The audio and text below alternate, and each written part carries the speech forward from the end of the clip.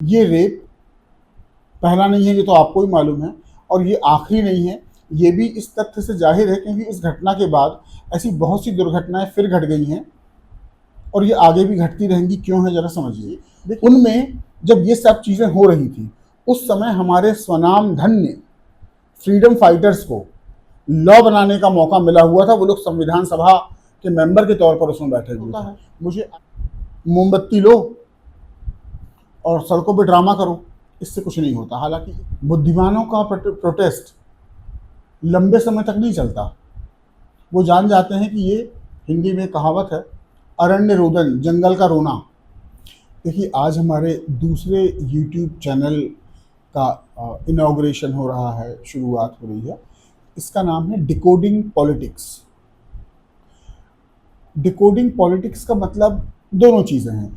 एक तो जो ट्रेंडिंग इश्यूज हैं, इनमें आपको 3 या 4 मिनट के वीडियोस में आपको बताऊंगा। अब इसमें लीक से हटके क्या है ये भी मैं आपको बता दूं। मैं पिछले 25-30 साल से आईएएस या सिविल सर्विसेज एग्जामिनेशन के लिए पढ़ा रहा हूँ। मैंने पढ़ा भी है, ऑब्वियसली पढ़ा भी रहा हूँ। तो इसमें वो चीज़ें भी होंगी, क्लासिकल का मतलब वो चीज़ें भी होंगी जो किताबों में लिखी हुई हैं और आप में से कुछ लोगों को मालूम होंगी। बेसिकली ये जो वीडियो है ये कुछ अवेकन्ड लोगों के लिए है और ये आपके ब्रेन को इग्नाइट करने के लिए है। इसमें कोई इमोशनल इशू नहीं है, जैसे जो पैरानॉर्मल वाला जो चैनल है डिकोडिंग पैरानॉर्मल, इसमें वो वाली चीज़ें नहीं है। वो वाला जो चैनल है उसमें रिलीजन है, ऑकल्ट्स है, पैरानॉर्मल है, पैरासाइकोलॉजी है, मिस्टिसिज्म है, बहुत सारी चीज़ें हैं। वो कुछ खास लोगों के लिए है। ये वाला जो है, ये जो विद्यार्थी हैं, एस्पिरेंट्स हैं, जागरूक लोग हैं, पॉलिटिशियन हैं, जर्नलिस्ट हैं, इवन एडवोकेट्स हैं, ये उनके लिए है।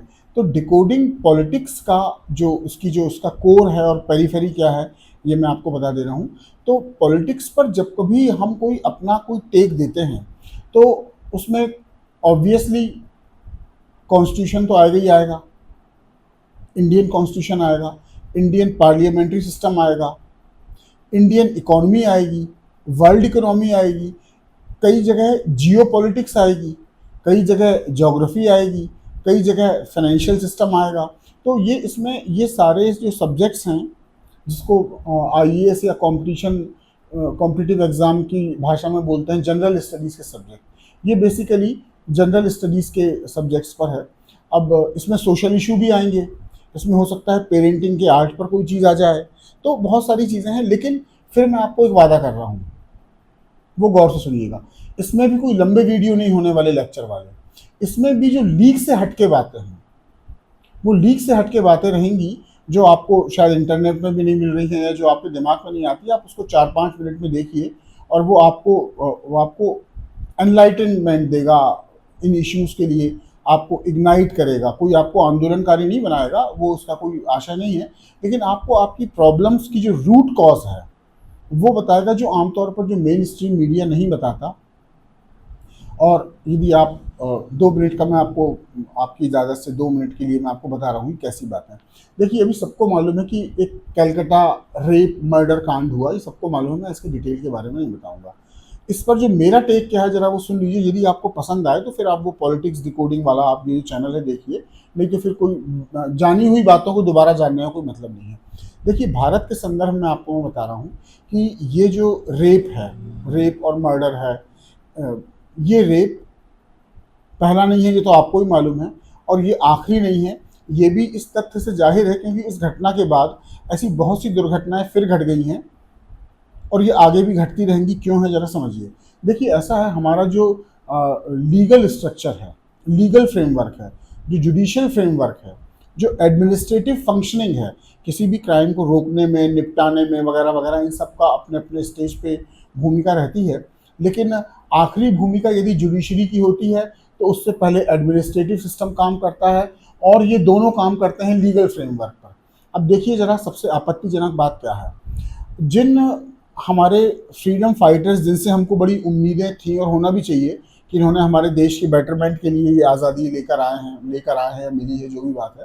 तो 1920 में मोपला मैसाकर हुए, दंगे से भी, रॉयट से भी बढ़कर चीज़ थी वो मोपला मैसाकर। उसमें एक धर्म विशेष की स्त्रियों को और लड़कियों को इमेंस टॉर्चर सहना पड़ा। उसके बाद से दंगों की सीरीज भारत में शुरू हो जाती है। उनको रॉयट्स कह लीजिए, कहीं कहीं आप उनको मैसाकर कह लीजिए, बड़े पैमाने पर होते हैं। उसके लिए पॉलिटिकल साइंस के कुछ शब्द और भी बनते हैं, जीनोसाइड वगैरह, वो सब उन सब चक्करों में मत जाइए। पर देखिए कि महिलाओं के प्रति, स्त्रियों के प्रति, बच्चियों के प्रति, बुजुर्ग महिलाओं के प्रति ये जो इस किस्म का सामूहिक जो भयानक अपराध हैं, ये लगातार होते गए। हमारे फ्रीडम फाइटर्स ने 1921 में हमारे यहाँ इंपीरियल काउंसिल बन गई थी।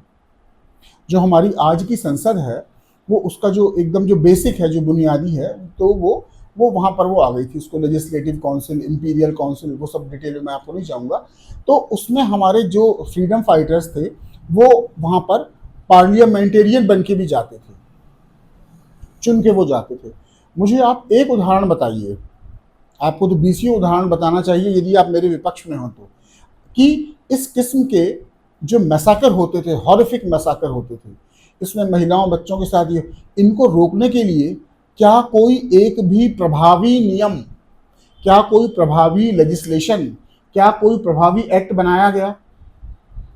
बना हो तो बताइएगा, और उसका कितना एग्जीक्यूशन हुआ और उसका क्या प्रतिफल मिला, फीडबैक है, वो सब बताइएगा। वो आपकी जिम्मेदारी है, नहीं तो मैं अपनी तरफ से कह रहा हूँ ऐसा कुछ भी नहीं हुआ।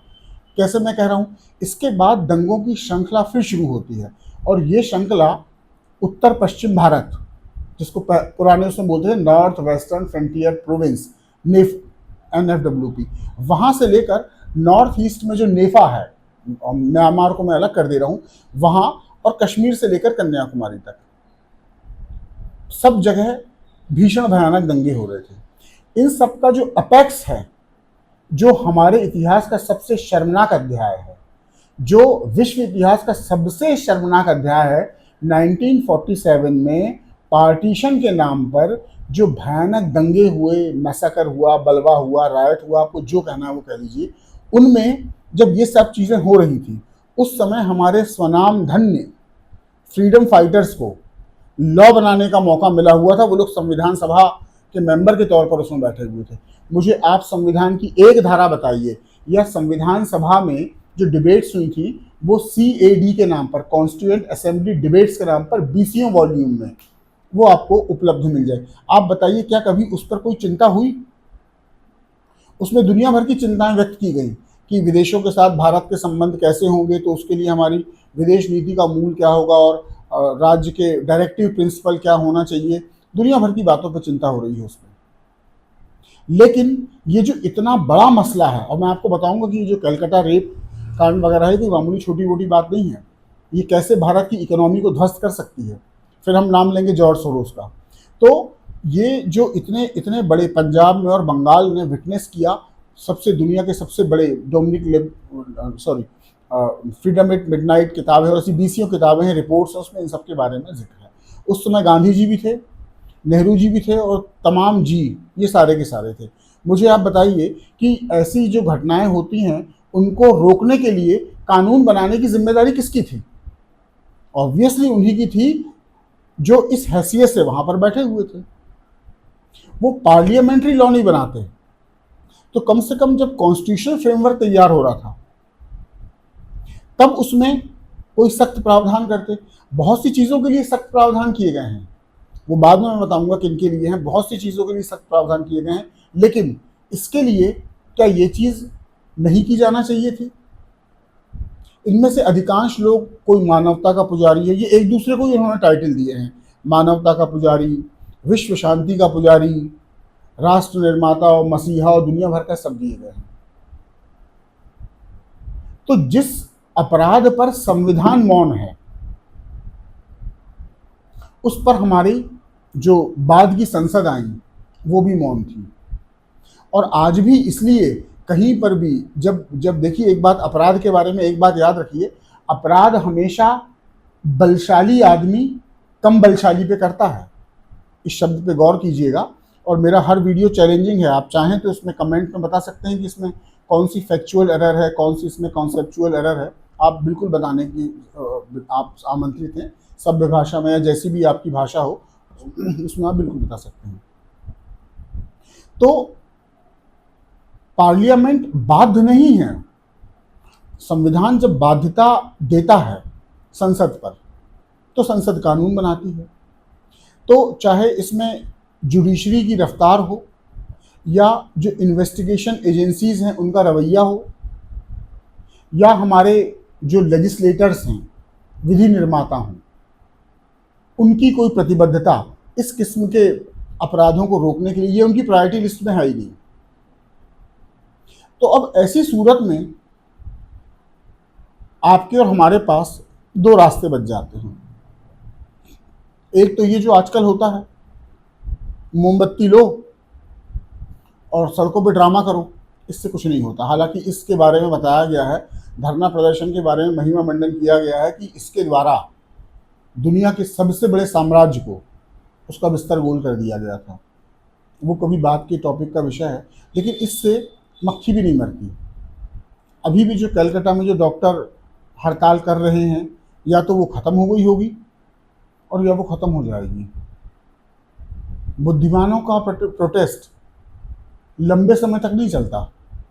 वो जान जाते हैं कि ये, हिंदी में कहावत है, अरण्य रोदन, जंगल का रोना। उन्हें मालूम ही कोई मदद के लिए नहीं आएगा, वो प्रोटेस्ट ठंडे हो जाते हैं। तो जब संवैधानिक प्रतिबद्धता नहीं है इसके बारे में, तो हम अपने नेताओं से क्या उम्मीद करें, और फिर पुलिस से क्या उम्मीद करें, और फिर लोअर जुडिशरी से क्या उम्मीद करें। अब देखिए इसके जिसके आफ्टर इफेक्ट्स है वो क्या हो सकते हैं। कल को यदि ग्लोबल लेवल पर ये एक आवाज़ उठे कि जो इंडिया है ये वर्ल्ड की रेप कैपिटल है, आपको इकोनॉमी का यदि ज्ञान हो तो आप पाएंगे कि हमारी इकोनॉमी का बहुत बड़ा हिस्सा टूरिज़्म से आता है। टूरिज़्म और ट्रैवलिंग, और वो उस सेक्टर से आता है। यदि एक बार यदि ये चीज़ दुनिया भर की फ़िज़ाओं में घूमने लगे, तो हमारी इकोनॉमी पर इसका बहुत बुरा असर पड़ेगा। हमारी इकोनॉमी का जो बड़ा हिस्सा टूरिज़्म बेस है, इसके पहले वो इन सब शॉक्स को झेल चुका है। एक बार कह दिया गया था कि एक वायरस का नाम रख दिया गया था न्यू दिल्ली के नाम पर, तो हमारी सरकारों ने प्रोटेस्ट किया था कि भाई इसको आप न्यू दिल्ली से एसोसिएट ना करें, ऑब्वियसली हमारी इमेज जाती है। श्रीलंका में मैसिव एक्सप्लोजन हुए मॉस्क में, पता चला कि वहाँ की पूरी टूरिज्म इंडस्ट्री बैठ गई। तो ये अब यदि कभी ऐसा होता है तो फिर हम बोलेंगे कि साहब विदेशी शक्तियाँ भारत के खिलाफ षड्यंत्र रच रही हैं। इन लोगों ने एक नाम ढूंढ रखा है, जॉर्ज सोरोस, एक बूढ़ा आदमी है, तो भारत के खिलाफ जो भी हो रहा है वो जॉर्ज सोरोस कर रहा है। लेकिन आप खुद सोचिए कि जिस अपराध के रोकथाम की जिम्मेदारी आपकी है, आप वैसे लॉ बनाएं, वैसा इम्प्लीमेंटेशन करें, वैसे उस पर फैसले करें, तो वो हम नहीं करते। हम दुनिया के बारे में बताते हैं कि हम एकदम सही हैं, दुनिया हमारी तरक्की से जल रही है, और जलने की वजह से वो एंटी कैंपेनिंग कर रही है। इस वीडियो की बॉटम लाइन क्या है? इस बॉटम लाइन में सिस्टम आप पर हंस रहा है। वो कह रहा है कि रेप रोक सकते हो तो रोक लो। वो हंस रहा है और आप बेबसी के आंसू रोक रहे हैं, आप बेबसों के आंसू रो रहे हैं, क्योंकि आपको मालूम है कि आपके लीगल स्ट्रक्चर में, फ्रेमवर्क में ऐसे कोई प्रावधान है ही नहीं।